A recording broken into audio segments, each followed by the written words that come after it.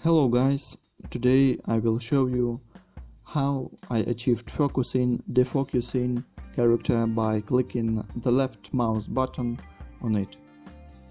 Also, when the distance between focus character and camera more than some value, it will defocus. Lately I will add a card of focused character near my stats. In general, the logic of circle selection is the next. We apply some shader which keeps that circle on terrain material, and then we change the center of this circle according to the focus character position. That's all. First, I will show you the whole file focus.cs I attached in on player game object, which is spawned with the photon engine. Maybe you can analyze the script by yourself. Now we'll look at player prefab. In photon pan2, objects with photon view component are kept in resources folder, and my prefab is called third person player. We need here focus.cs script. You can see a material of terrain with circle shader field. This is a material of our terrain with shader. Now let's inspect the terrain game object.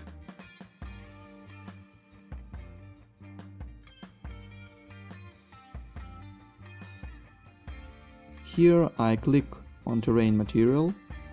Let's open it. And in shader step you can see a circle on terrain shader.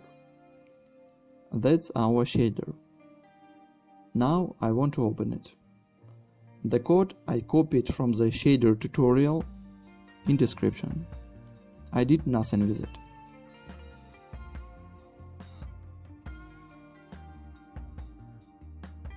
Let's take a look one more at focus script. First, we need to extend monobehavior pan callbacks for using photon view. Then we mention material of terrain with circle shader field. In update callback, I check if the photon view is mine and list some methods. In method defocus distance, I reset the focus to null if distance is more than we need. In set circle position method, I just set the center of circle in shader.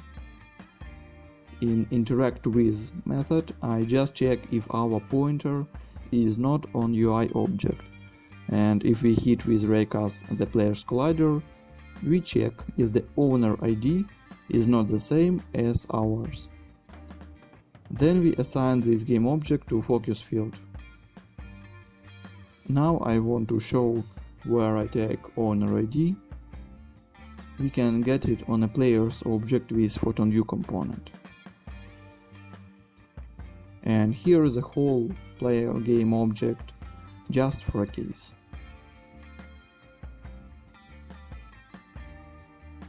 And this is the player.cs script. Maybe somebody will find it useful.